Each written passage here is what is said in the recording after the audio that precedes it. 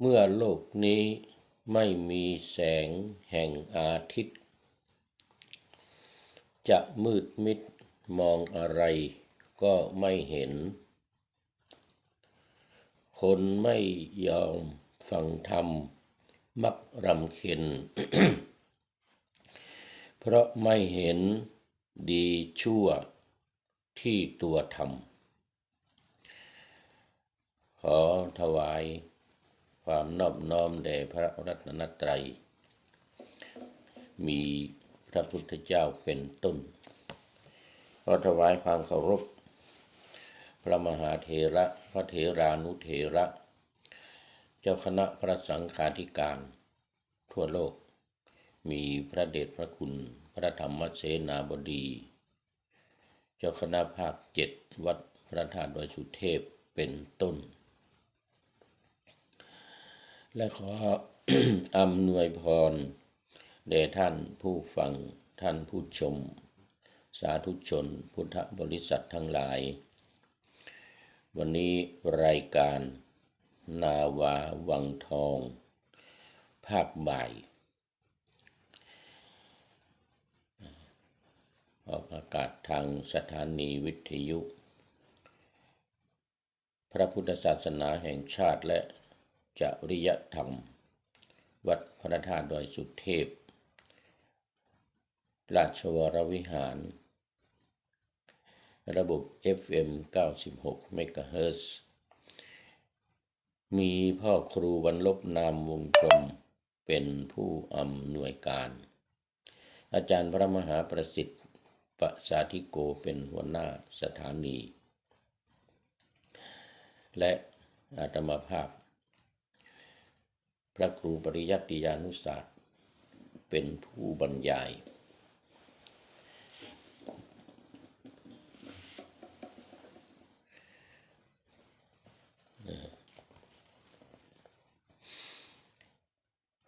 เวลา13 ถึง 14 นาฬิกาตอนนี้ขอต้อนรับคุณโยมเพทายสุวรรณสิงหราชน้อมกราบสาธุนะโมทนาโมทนาเข้ามาแต่หัวลุ่งเลย นี่เรียกว่าไก่ยังไม่ทันหู สาธุสาธุ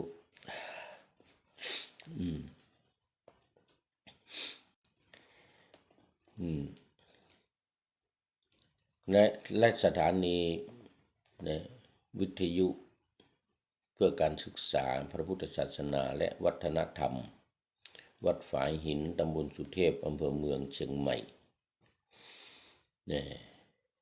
มีท่านพระครูสมุวิสุวัตรวรกิจโจเป็น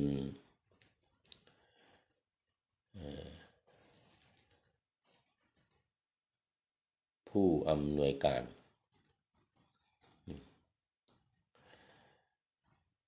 ออกอากาศเวลา 14 ถึง 15 นาฬิกาในวันศุกร์เสาร์และอาทิตย์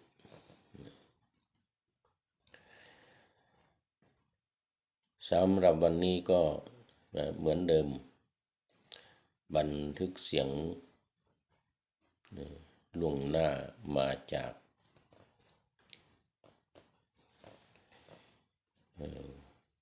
วัดโพศูนย์ปฏิบัติธรรมวัดพระธาตุดอยสุเทพบนเกาะไฮกันนาเมืองทานลินประเทศเอสโตเนีย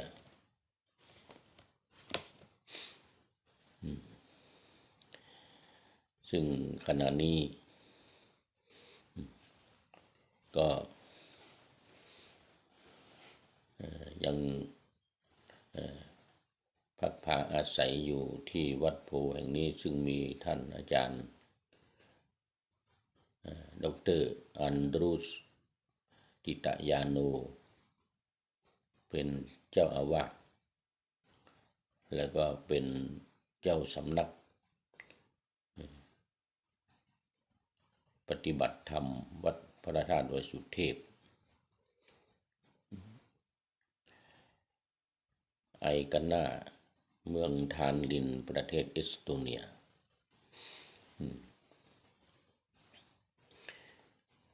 ซึ่งเป็นวัดสาขาของวัดพระธาตุดอยสุเทพราชวรวิหารมีพระเดชพระคุณหลวงพ่อพระธรรมเสนาบดีเจ้าคณะภาค7เป็นประธานตอนนี้ก็มีท่านพระครูสมุกิตติพร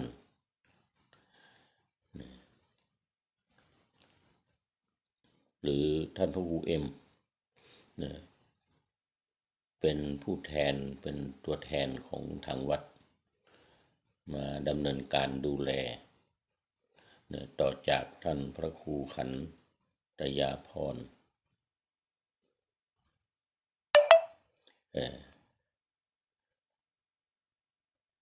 เจ้าอาวาสองค์เก่าที่ลาสิกขาไปเมื่อต้นปีที่ผ่านมาตอนนี้ขอต้อนรับพิเนติพิเนติแก้วเคนนานแล้วนี่เป็นเดือนแล้วนี่ไม่เห็นเข้ามานี่ เมื่อวันก่อนเข้ามาตอนที่อยู่ที่วัดพุทธารามอาทิตย์ที่แล้วเราอยู่ไปวัดพุทธารามนมัสการครับ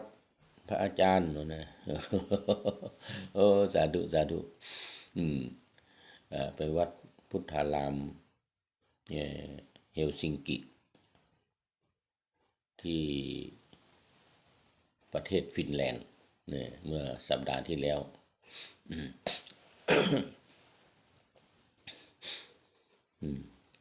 ไปสต็อกโฮล์มประเทศสวีเดนด้วย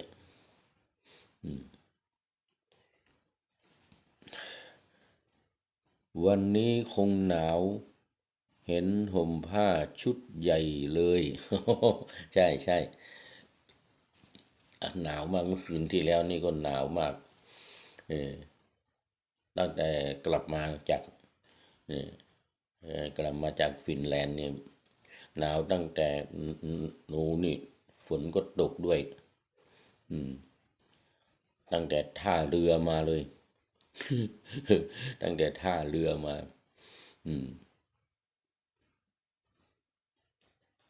ตอนนี้ก็นี่ไม่มีแสงอาทิตย์เลยเมื่อคืนฝนตกด้วยนะเมื่อคืนฝนตกไม่รู้ทางกรุงเทพเป็นยังไงเนาะนี่เขตลาดบูรณะ เขตลาดบูรณะแล้วตอนนี้ก็เข้ามาสู่เนื้อหาสาระของธรรมะในวันนี้กันเลยในหัวข้อเดิมคืออริยสัจจะภาวนายังอยู่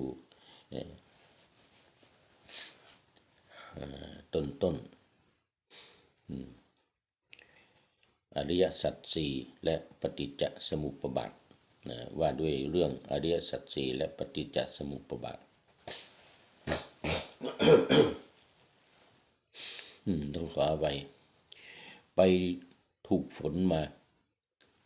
เปียกหมดเลยร่มไม่มีผ้าเปียกหมดเลยพิเนติวันก่อนนู่นเมื่อวันพุธหรือวันพฤหัสวันพุธที่ผ่านมาสัปดาห์ที่แล้วไปโดนฝนที่สวีเดนในเมืองสต็อกโฮล์มที่จะไป ก่อนที่จะไปขึ้นเรือตอนเย็นโอ้ฝนตกกรำฝนอยู่เป็นชั่วโมงเดินต้องรีบเดินไปขึ้นเรือนะเกือบชั่วโมงประมาณ40-50 นาทีเดินท่ามกลางฝนไม่ใช่เราคนเดียวหรอกคนอื่นๆก็เหมือนกันต่างคนก็ต่างไม่มีร่มเหมือนกันต้องรีบไปเหมือนกันเดี๋ยวมันจะไม่ทันเรือ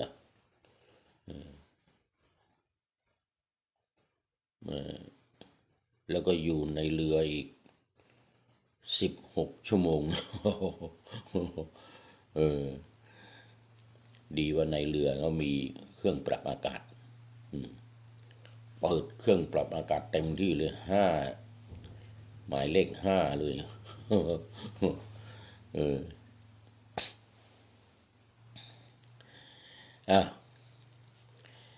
อริยสัจจะภาวนา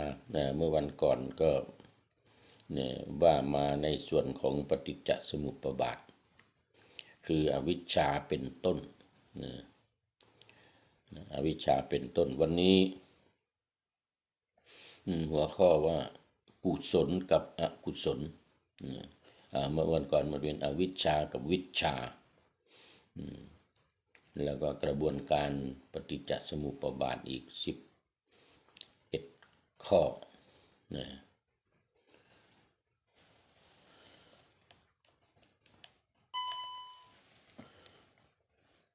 ปฏิจจสมุปบาทอีก11 ข้อ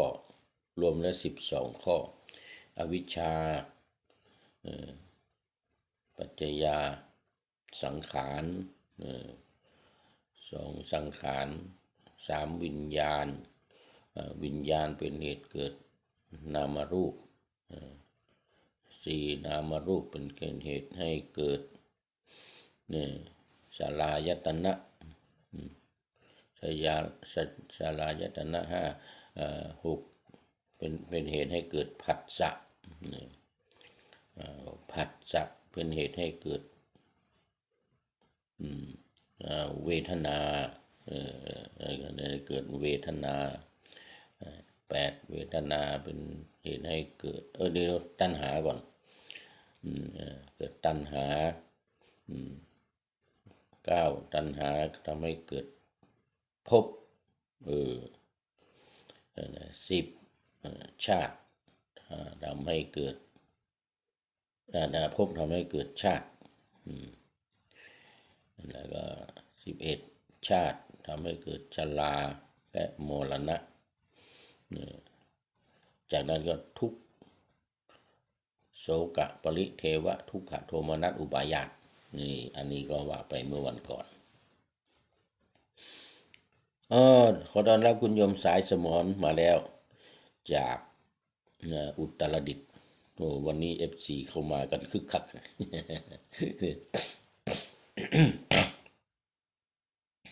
เพราะว่าที่เมืองไทยเป็นเวลาบ่ายโมงพอดี13 นาทีที่นี่รู้สึกว่าจะ9 โมงเช้า3 โมง3 โมงเช้า9 นาฬิกา 13 นาทีเพิ่งตื่นมาเมื่อกี้เนี่ยตื่นมาเพราะว่าเข้านอนดึกเมื่อคืนเนี่ยเขาจะหลับได้ก็เกือบท่าทางจะตี 4นะท่าทางจะตี 4เพราะดูตอนตี 3ยังไม่หลับ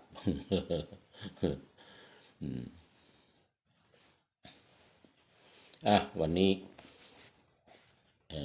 กุศลกับอกุศลจัดเป็นสังขารสังขารตัวนี้เป็นปัจจัยให้เกิดวิญญาณปฏิสนธิคือการสืบต่อแห่งจิต วิญญาณปฏิสนธิก็จะทำการสืบต่อทุกสิ่งทุกอย่างในโลกนี้ที่จิตได้รับรู้รับทราบซึ่งทุกอย่างในโลกนี้ก็หนีไม่พ้นจากขันธ์ห้าคือรูปเวทนาสัญญาสังขารวิญญาณหรือรูปกำนำตอนนี้ขอต้อนรับพระเดชพระคุณหลวงพ่อสุทธิสงึมลำแฮปปี้นิวเยียร์เนี่ยยกหัวใจขึ้นมานะเขาสาธุ จากทางบุรีรัมย์กู๊ดมอร์นิ่งนี่โอ้โหยกหัวใจขึ้นมาใหญ่เลยเต็มหน้าอกเลยสาธุครับผมขอบคุณมากตอนนี้ก็ตอนเช้าที่นี่นะครับเช้าที่นี่กำลัง9:15 นาที9:15 นาทีหลวงพ่อสบายดีนะครับ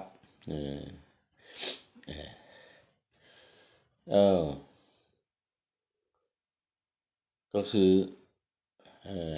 ขันธ์ห้าเหล่านี้เองเนี่ยก็คือขันธ์ห้าเหล่านี้เองที่มีกุศลกับอกุศลเข้ามานี่คือเนื่องจากว่าในข้อที่สองของปฏิจจสมุปบาทคือสังขารอวิชชาเป็นปัจจัยอวิชชาปัจจยาสังขาราอวิชชาเป็นปัจจัยทำให้เกิดสังขารอันนี้ก็คือสาเหตุที่เมื่อมีอวิชชาแล้วก็ดลให้เกิดกุศลหรืออกุศลกุศลกับอกุศลเนี่ยสองอย่างซึ่งมันเป็นเรียกว่าสังขารที่เราเรียกกันว่าการปรุงแต่งเนี่ยเมื่อมีวิชาแล้วก็มีการปรุงแต่งสังขารทำให้เกิดสังขารขึ้นนั่นก็คือเกิดกุศลหรือกับอกุศลนี่แหละปรุงจิตการปรุงจิตของเราได้อย่างในอภิสังขาร3นั่นก็ปรุงจิตเป็นอันนั้นเป็นส่วนเป็นในนามอย่างเดียวตัวนี้เป็นทั้งรูปเป็นทั้งนามเนี่ยเป็นทั้งรูปเป็นทั้งนามเนี่ยส่วนที่เป็นอภิสังขารที่อยู่ในขันธ์ห้าอีกทีหนึ่งเนี่ยนะปุญญาภิสังขารอปุญญาภิสังขารแล้วก็อเนญชาภิสังขารเนี่ยไม่ใช่บุญปุญญาภิสังขารนั้นปรุงแต่งจิตให้เป็นกุศลเป็นบุญ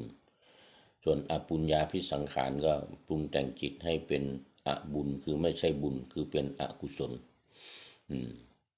อันนี้แล้วก็อเนญชาภิสังขารเป็นกลางบุญก็ไม่ใช่บาปก็ไม่ใช่เป็นกลางตัวนั้นหมายถึงจิตอย่างเดียวอยู่ในขันธ์ห้านี้อีกทีหนึ่งรูปเวทนาสัญญาสังขารข้อที่4แต่ตัวนี้สังขารตัวนี้เป็นทั้งสองอย่างเมื่อไม่รู้นี่ก็ปรุงที่เป็นส่วนเป็นรูปเนี่ยนะทั้งรูปทั้งนามเนี่ยนะที่เป็นรูปก็เป็นตัวเป็นตนของเรานี้ออกมาเกิดจากบิดามารดามีฤดู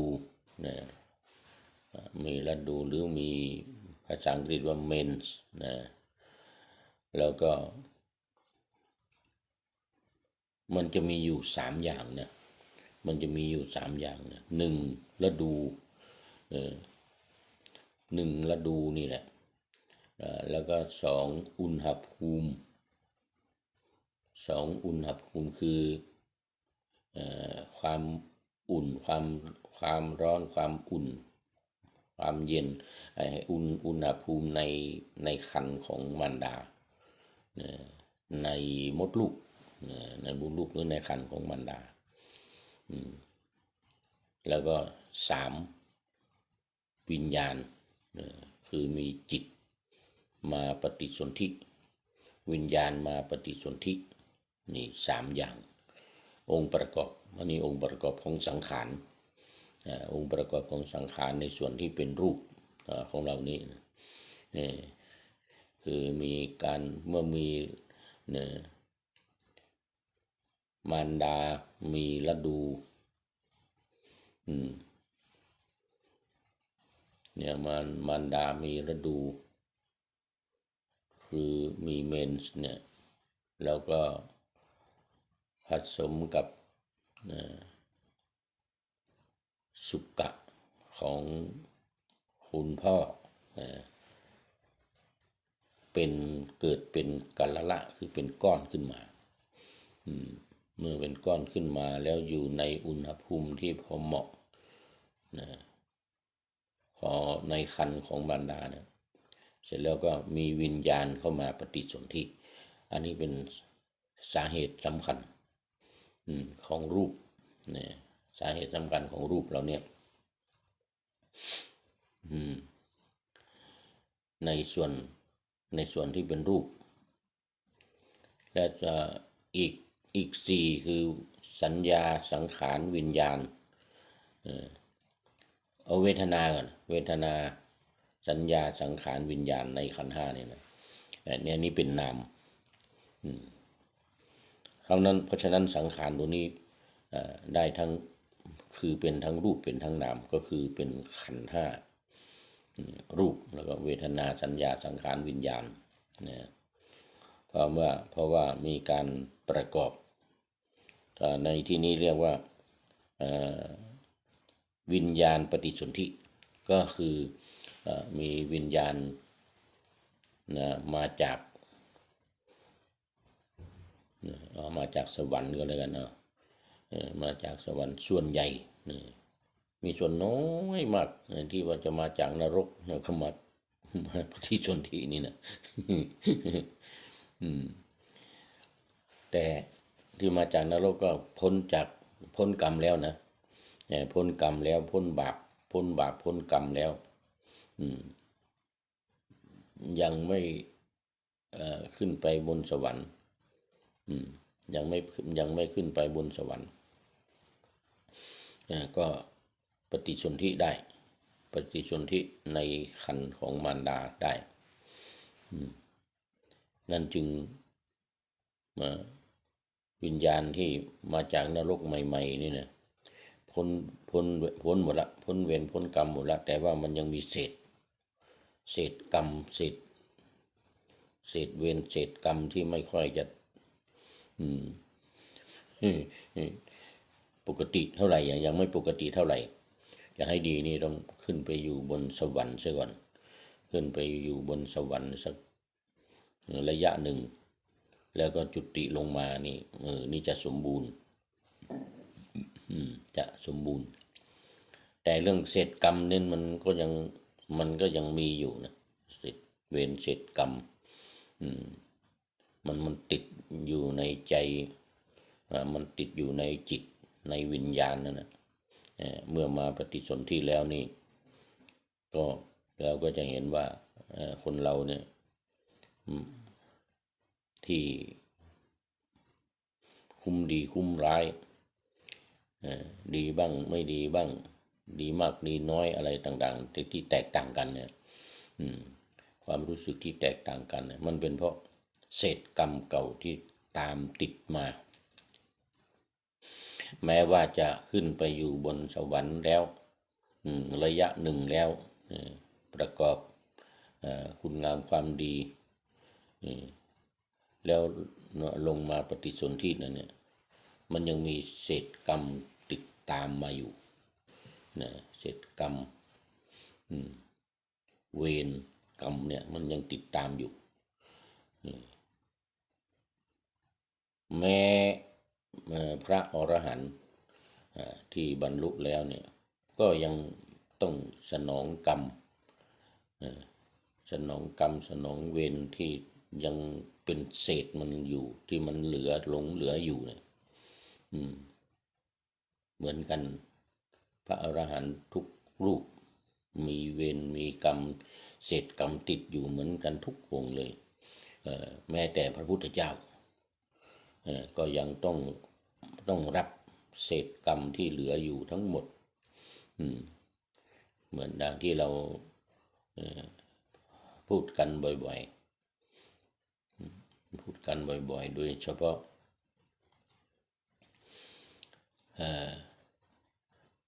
ตอนก่อนใกล้จะปรินิพพานที่เสด็จจากเมืองปาวาบุรีไปสู่เมืองกุสินาราเนี่ยระยะทาง15 กิโลนะที่ต้องเดินทางไกลถึง15 กิโลไปปรินิพพานเนี่ยนะอันนี้ก็เป็นเศษกรรมอีกเหมือนกันเศษกรรมอีกประกอบหลายอย่าง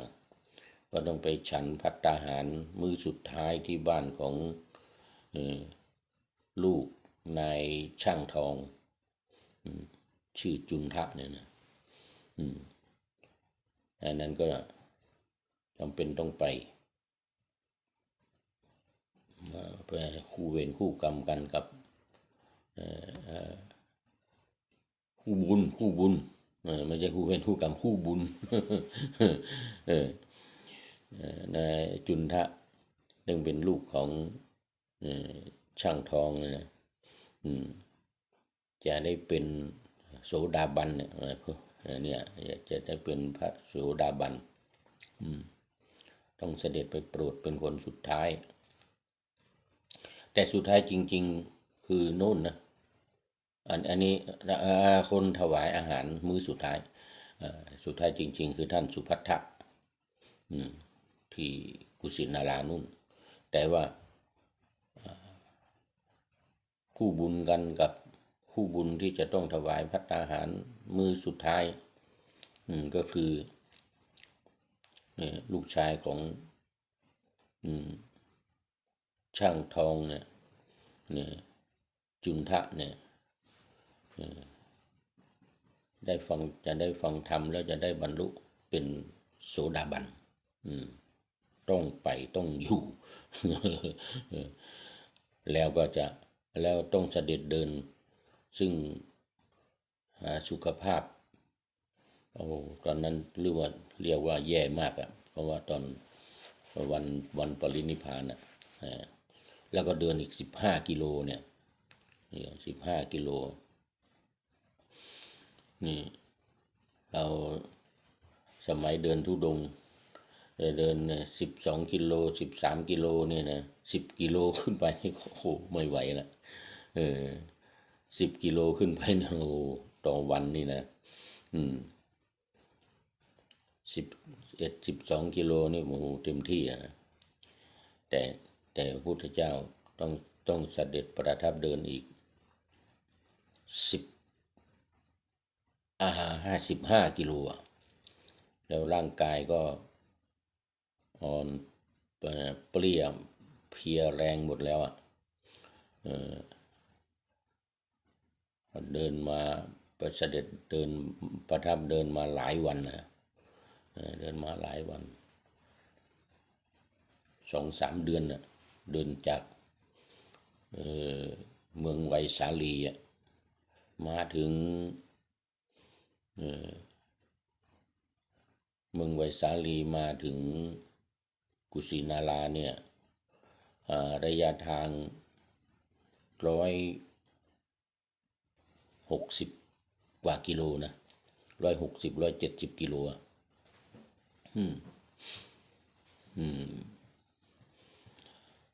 แต่ตอนแรกที่เสด็จจากอุลุเวลาเสนานิคมที่พุทธคยาปัจจุบันนี่นะไปพาราณสีนั้น277 กิโล277 กิโลวันหนึ่งเดินร้อยกว่ากิโลเพราะว่ามัน11 วัน 277กิโลเดิน11วันอ่ะดูรู้สึกว่าจะตกวันหนึ่งประมาณ30กว่ากิโลนะวันหนึ่ง30กว่ากิโลนั่นก็เป็นเศษกรรมเหมือนกันเป็นเศษกรรมเหมือนกันต้องเดินไปจะต้องรีบมันจะเข้าพรรษาแล้วจะถึงวันฟูลมูนเดย์15 ค่ำมันจะถึงขึ้น15 ค่ำแล้วเหลือเวลา11 วันต้องรีบเสด็จเดินไปเมืองพาราณสีแคว้นกาสีเนี่ยออกไปอีก7 กิโลเนี่ยออกจากเมืองพาราณสีไปที่แคว้นกาสีเนี่ยสารนาถเนี่ย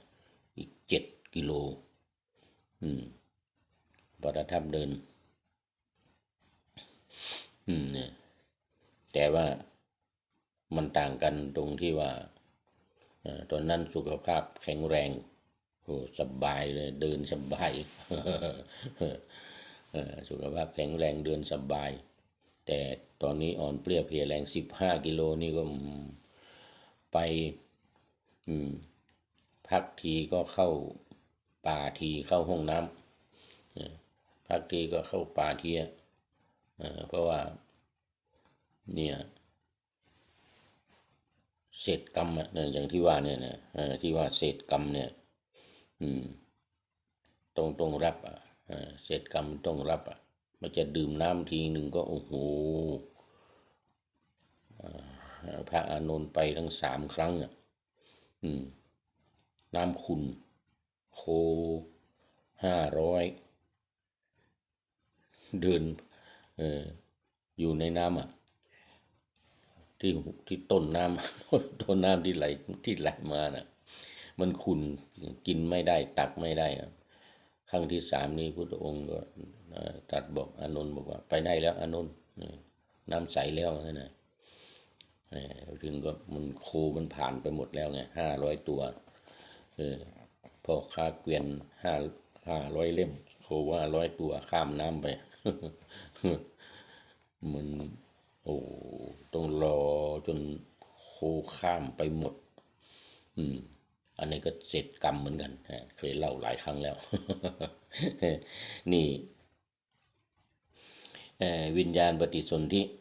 สืบต่อแห่งจิตวิญญาณปฏิสนธิแล้วก็ทำให้สืบต่อทุกสิ่งทุกอย่างในโลกนี้ที่จิตได้รับรู้รับทราบซึ่งทุกอย่างในโลกนี้ก็หนีไม่พ้นจากขันธ์ 5คือรูปเวทนาสัญญาสังขารวิญญาณคือรูปกับนามเพื่อให้ขันธ์ 5ประกอบจิตดำรงตนอยู่ได้การสืบต่อจะสืบต่อทางตาหูจมูกลิ้นกายใจคืออายตนะตัวนี้อยู่ในท่านถ้าพระไตรปิฎกก็อยู่ในสลายตนะวรรค สลายตนะวรรคตาหูจมูกลิ้นกายใจจึงเป็นช่องทางแห่งการรับรู้รับสัมผัสเกี่ยวข้องกับสิ่งภายนอกเมื่อมีการรับรู้รับสัมผัสจึงมีการเสวยอารมณ์เวทนาเป็น3คือสุขบ้างทุกข์บ้างไม่ทุกข์ไม่สุขบ้างเมื่อต้องรับเวทนา3อย่างหลีกเลี่ยงไม่ได้จึงมีความอยากคือตัณหานี่มีความอยากคือตัณหาเวทนานี้ก็อยู่ในสลายตนะวรรคเหมือนกันนะเป็นเวทนาสังยุตเวทนาสังยุตนี้ก็ว่าโดยเวทนา3อย่างนี้แหละนี่ก็ตัณหาที่จะให้สุขเวทนาคงอยู่อยากให้ทุกขเวทนาดับไปจึงสร้างเหตุสร้างปัจจัยต่างๆเพื่อประกอบตนให้มีความสุขอยู่ในโลกแล้วถือเอาตัวนี้เป็นอุปทานละอุปทานมันจะเกิดเวทนาตัณหาแล้วก็อุปทานอันนี้ว่าถึงกระบวนการในปฏิจจสมุปบาทเหตุปัจจัยนั้นๆเพื่อหลีกเลี่ยงความทุกข์ที่เกิดขึ้นกับชีวิต เนี่ยอุปาทานเสร็จแล้วมันก็จะเกิดภพเนี่ยภพแล้วก็ชาติอุปาทานภพชาติชรามรณะโสกปริเทวทุกขโทมนัสอุปาญาตใน กระบวนการสุดท้ายของปฏิจจสมุปบาทเพราะนั้นในกระบวนการของปฏิจจสมุปบาทนี้จึงเป็นสืบต่อสืบต่อจากสังขารอวิชชาเป็นอันดับแรกที่ทำให้เกิดสังขารจริงๆเนี่ยนะแล้วก็สังขารที่เป็นนามอีกเป็นเวทนาสัญญาเป็นสังขารข้อที่สี่ในขันธ์ห้าที่เป็นแต่นามอย่างเดียวอันนี้เป็นกระบวนการเรียกว่ากระบวนการปฏิจจสมุปบาทในอริยสัจสี่ในอริยสัจสี่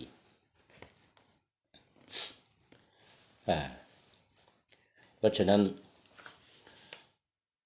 การถือเอาด้วยเหตุปัจจัยในลักษณะนี้โดยที่ไม่ทราบว่าเวทนาทั้งสามไม่เที่ยงยิ่งทำให้เกิดความยึดมั่นถือมั่นอย่างแรงไว้ในใจเพราะการถือมั่นนี้และจึงได้มีภพหรือที่อยู่ขึ้นในใจเป็นภพย่อมมีชาติเป็นชาติก็คือการเกิดไอ้ตัวนี้การเกิดตัวนี้ไม่ได้หมายถึงเกิดตัวตนละเพราะว่าสังขารที่เป็นรูปนี้เกิดมาแล้วแต่ตัวนี้เกิดทุกข์ ชาติตัวนี้เกิดทุกข์ที่ต่อจากภพนะภวะปัจจยาชาติคือการเกิดเพราะว่ามีการยึดถือ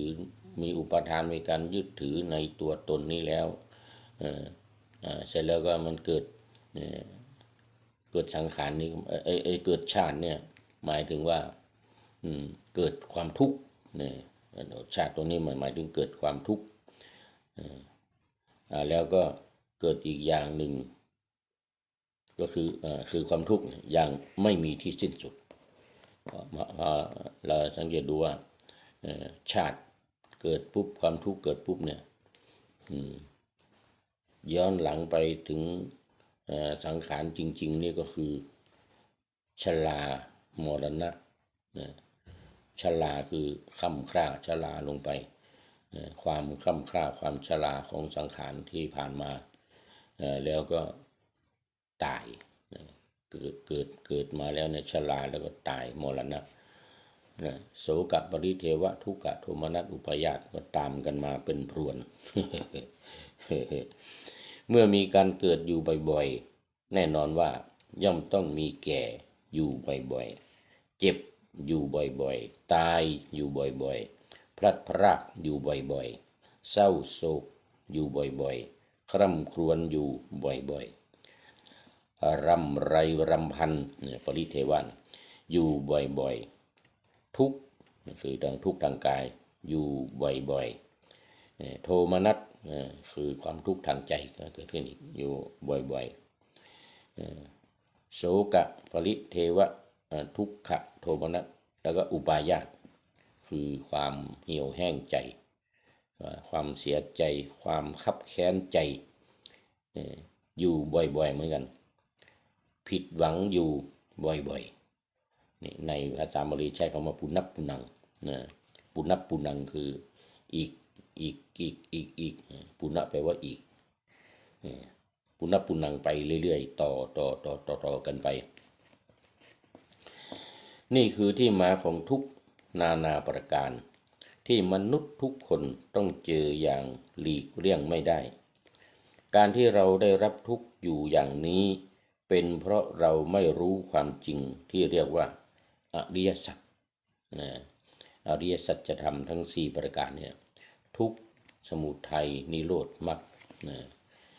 ทุกข์คือความทุกข์ที่เกิดขึ้นใช่แล้วก็สมุทัยสาเหตุของความทุกข์นั้น ซึ่งได้แก่ตัณหาตัณหาสามอย่างที่เมื่อกี้นี้ก็มีว่าไว้ก็คือนี่ตัณหาเนื่องจากว่าเกิดเวทนาเกิดเวทนาคือความรู้สึกว่าเป็นสุขว่าเป็นทุกข์หรือไม่สุขไม่ทุกข์เป็นกลางๆก็ตามไอ้ที่ตามมานั่นนะมันคือตัณหามันคือตัณหาคือความอยากความต้องการถ้ามันเป็นสุขเวทนาก็อยากจะให้มันอยู่ไม่ให้มันหายไปเป็นทุกขเวทนาก็อยากจะให้มันดับอยากจะให้มันหายไปนี่เรียกว่าตัณหาคราวนี้ข้อที่3การดับเรียกว่านิโรธเรียกว่านิโรธตัวนี้ก็คือการที่จะต้องดับสาเหตุของความทุกข์คือยายังตัณหาโปโนภวิกานันทิลาคะสหคตาตัตราพินันทินีเนี่ยนะที่เราสวดกันในธรรมจักรนะธรรมจักรกับวัฒนสูตรนั่นนะไอ้ข้อที่2แต่เราก็มีวาจามารีว่าโยตัสสาเยวะตัณหายะอาเสสะวิลาคะนิโรโธนี่เป็นในธรรมจักรกับวัฒนสูตรเขียนไว้โยงตัณหากับความดับเข้าหากันทีนี้ที่ว่าอริยสัจสี่เนี่ยในหลักการ4วิธีการ6ของสำนักพระราชวังของเรานี่ก็จะมีในข้อที่4ว่าการดูความเกิดและความดับของขันธ์5เนี่ยจัดลงในอริยสัจสี่นี่เห็นไหมลงในอริยสัจสี่นี่แหละ ขออภัยตื่นขึ้นมาแล้วก็หวัดลงคออย่างนี้นะ นี่ก็เป็นกระบวนการเป็นหลักการที่ทำไมในนั้นนี่ว่าทำไมต้องจัดลงในอริยสัจสี่ขันธ์5เนี่ยรูปเวทนาสัญญาสังขารวิญญาณเนี่ยทำไมต้องมาจัดลงในอริยสัจสี่ก็คือเพื่อที่จะให้มันรู้จักอริยสัจสี่ซึ่งเป็นหัวข้อธรรมสำคัญที่พระพุทธเจ้าตรัสรู้นั่นเองถ้าไม่มีธรรมหัวข้อธรรมคืออริยสัจสี่นี้พระพุทธเจ้าก็เรียกว่าไม่ตรัสรู้ไม่บรรลุธรรมไม่เป็นพระพุทธเจ้าเพราะมีกระบวนการขันธ์5รูปเวทนาสัญญาสังขารวิญญาณเนี่ยมาลงในอริยสัจสี่เนี่ยคือทุกข์คือตัวทุกข์เนี่ยแล้วก็ตัวสาเหตุของความทุกข์แล้วก็การดับความทุกข์และสุดท้ายแนวทางของทางคือมรรคมีองค์8ประการในการที่จะให้เข้าสู่การดับทุกข์ได้นี่เองจึงมาเกี่ยวข้องกับ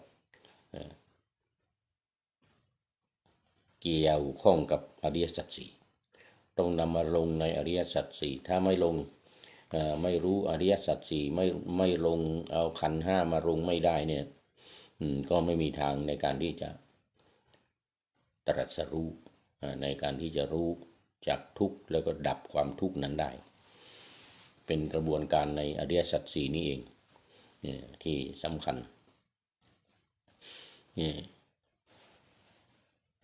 พระพุทธองค์จึงเอาข้อ4คือมรรคมีองค์8ประการเนี่ยมาไว้ในข้อสุดท้ายในข้อที่4เมื่อดำเนินมาดับความทุกข์มาจะทุกข์ข้อ1 2 3เนี่ยมันจะดับได้เนี่ย มันจะรู้จักทุกข์ได้แล้วมันจะดับได้เนี่ยมันจะต้องอาศัยอะไร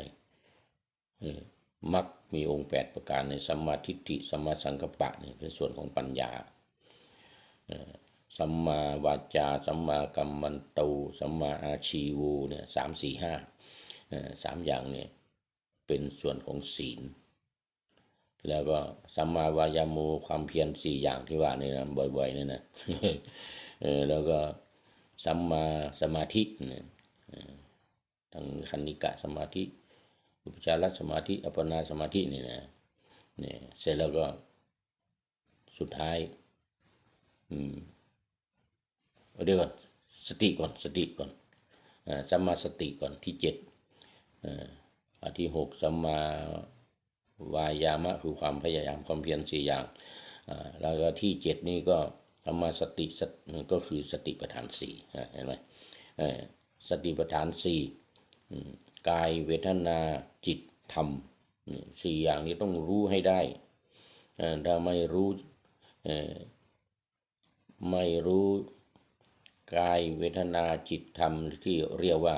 สติปัฏฐาน4เนี่ยก็ไม่มีทางนี่ไม่มีทางในการที่จะบรรลุธรรม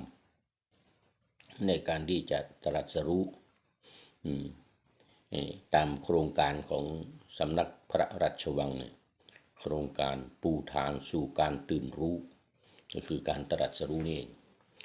นะก็ไม่มีทางเพราะฉะนั้นในกระบวนการจึงจะต้องมีปฏิจจสมุปบาทนี้มาเป็นต้นเหตุเป็นสาเหตุที่สำคัญคืออวิชชาเนี่ยให้เป็นวิชชาทำยังไงก็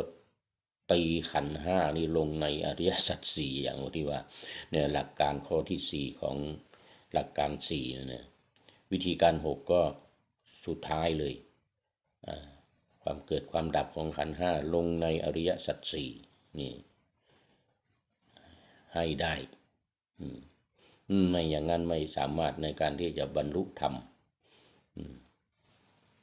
ที่ว่ามาบ่อยๆนี่ก็เพื่อที่จะต้องการให้เกิดความรู้เกิดความเข้าใจนำขันธ์5เนี่ยรูปเวทนาสัญญาสังขารวิญญาณเนี่ยลงมาในอริยสัจ4ให้ได้ซึ่งเรื่องนี้ต้องว่ากันบ่อยๆเนี่ยต้องว่ากันบ่อยๆหลายๆเที่ยวหลายๆเที่ยวเนี่ยนี่ก็รายการของเรานี่จัดมา1 ปีนี่เดือนครบวันที่13ที่ผ่านมาเนี่ยก็ว่าแต่เรื่องนี้แหละเนี่ยว่าแต่เรื่องนี้ในกระบวนการของปฏิจจสมุปบาทนี้ตั้งแต่อวิชชาจนถึงชรามรณะโสกะปริเทวะทุกขโทมนัสอุปาญาสเนี่ยนะว่าอยู่บ่อยๆซ้ำไปซ้ำมาตีความหมายอธิบายความให้มันลงในอริยสัจ4นี่ให้จงได้คือสุดท้ายข้อที่4มรรคมีองค์8ประการนี้จึงเป็นหัวใจเป็นแนวทางเป็นเส้นทางเป็นแนวทางเป็นเส้นทางสายเดียวเขาเรียกว่าเป็นทางสายเอกเข้าสู่พระนิพพานได้ที่จะเข้าสู่พระนิพพานเนี่ยก็อยู่ตรงนี้คืออริยสัจ4ข้อสุดท้ายคือมรรคมีองค์8ประการเนี่ยหรือปัญญาศีลสมาธิ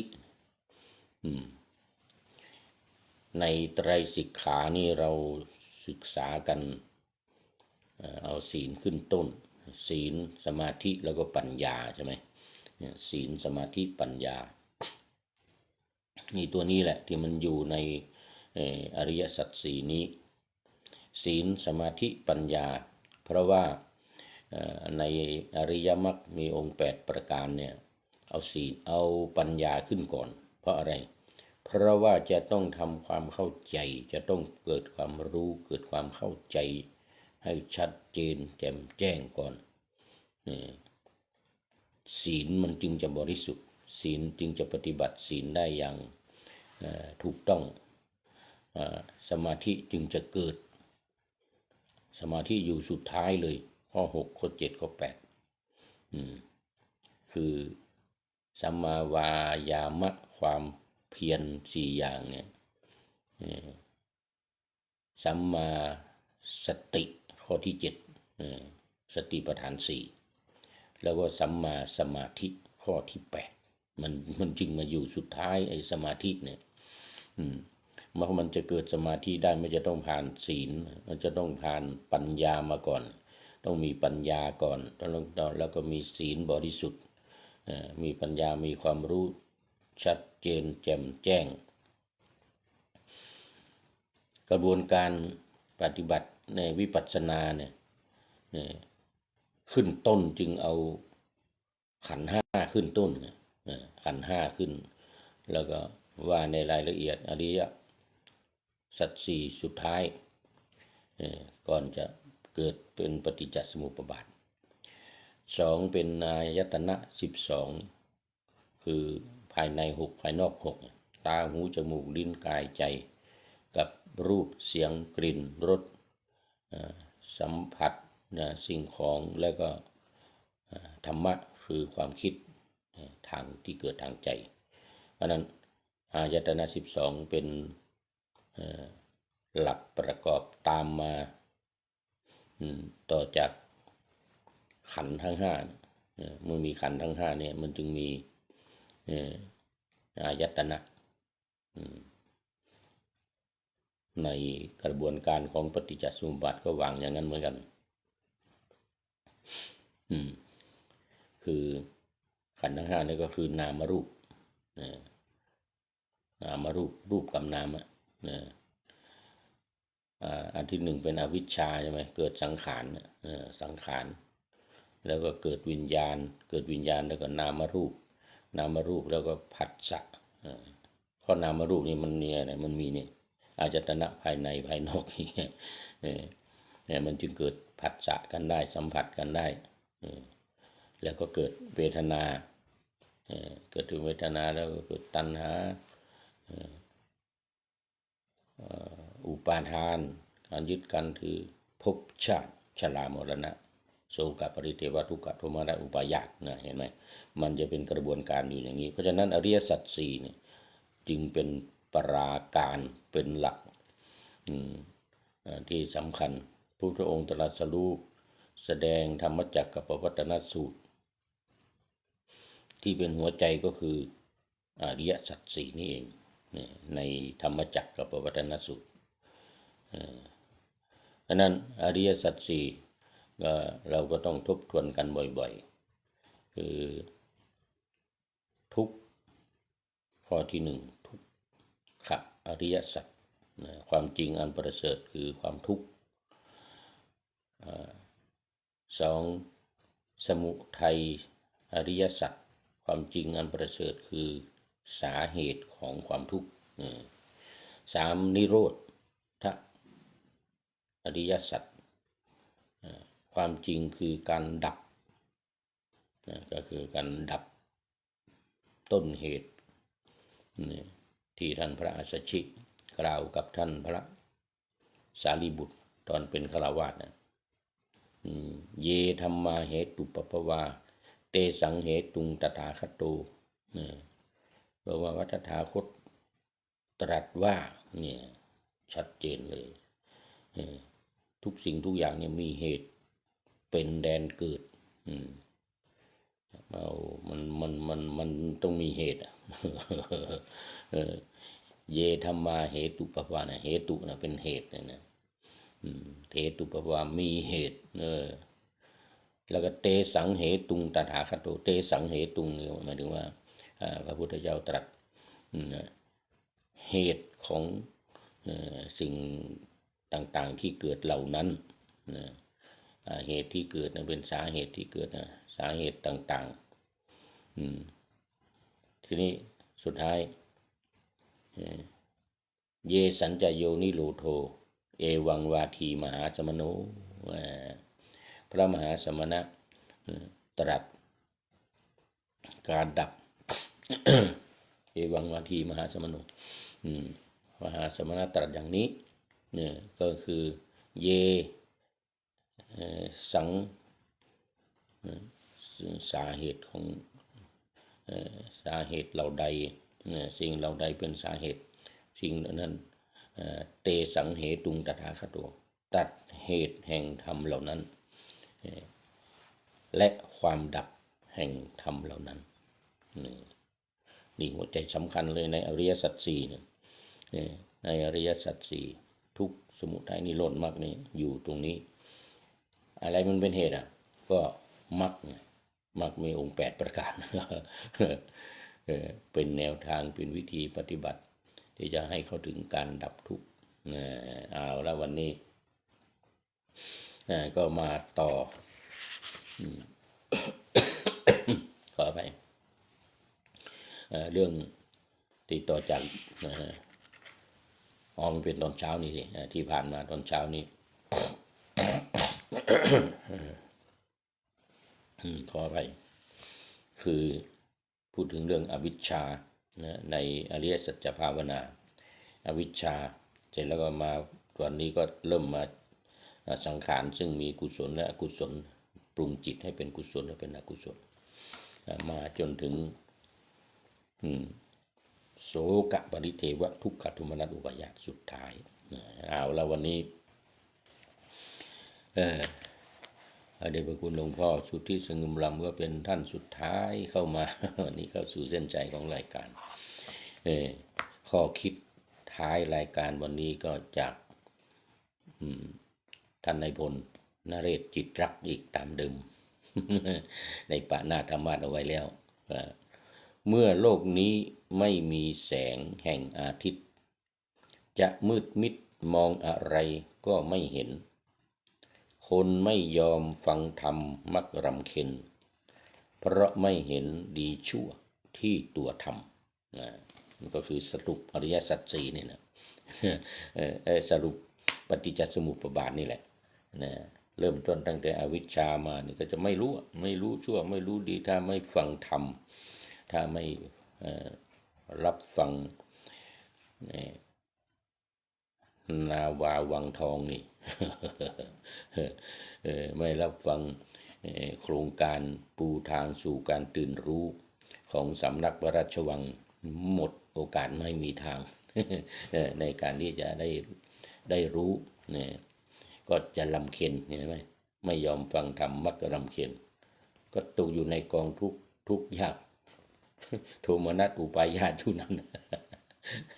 ก็จะจมอยู่ในกองทุกข์อยู่อย่างนั้นนะเปรียบเหมือนกับแสงพระอาทิตย์นะที่วันไหนอย่างวันนี้มืดมน ไม่มีแสงอาทิตย์เลยก็จะมืดมิดมองอะไรจะมองไม่เห็นมองเนี่ยเมื่อโลกนี้ไม่มีแสงแห่งอาทิตย์จะมืดมิดมองอะไรก็ไม่เห็นคนไม่ยอมฟังธรรมมักรำเค็ญเพราะไม่เห็นดีชั่วที่ตัวธรรมละโมทนาขอบคุณเป็นอย่างยิ่งขอนำนาวาวังทองไปก่อนแล้วจะย้อนมาใหม่ในวันหน้า